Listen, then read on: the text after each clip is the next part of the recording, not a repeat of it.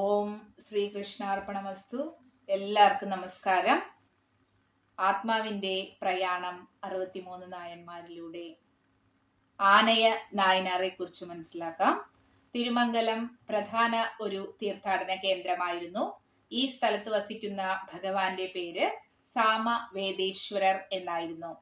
പരശുരാമൻ അമ്മയെ കൊന്ന പാപത്തിൽ നിന്ന് ശുദ്ധീകരിക്കണമെന്നും അതിലൂടെ ഒരു മഴു സമ്മാനമായി നൽകിയതും ഈ ഭഗവാനാണ്.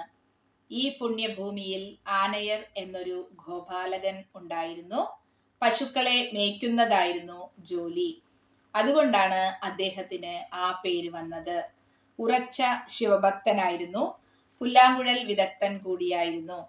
ശിവഭക്തരെ സഹായിക്കുക, ഓടക്കുഴലിൽ പഞ്ചാക്ഷരി മന്ത്രം വായിക്കുക, ഇതിലൂടെ ഭഗവാന്റെ സാക്ഷാത്കാരം നേടുക എന്നതായിരുന്നു ആനയ നായനാരുടെ ലക്ഷ്യം.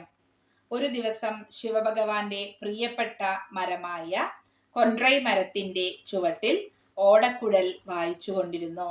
ആ സംഗീത മാസ്മരികതയിൽ ലോകം തന്നെ നിശ്ചലമായി. മയിലുകൾ നൃത്തം ചെയ്തു. പക്ഷിമൃഗാദികൾ ആ സംഗീതത്തിന്റെ മാധുര്യത്തിൽ മതിമറന്നു നിന്നു. സമുദ്രം പോലും ശാന്തമായി. ദേവയക്ഷ കിന്നര ഗന്ധർവന്മാരുടെ മനസ്സിലേക്ക് ആ സംഗീതം തുളച്ചുകയറി. ഒടുവിൽ പരമമായ സംഗീതത്തിലും നായനാരുടെ ഉറച്ച ഭക്തിയിലും പാർവതീ സമേതനായി ശിവഭഗവാൻ പ്രത്യക്ഷപ്പെട്ടു. നായനാർക്ക് മോക്ഷം കൊടുത്തു.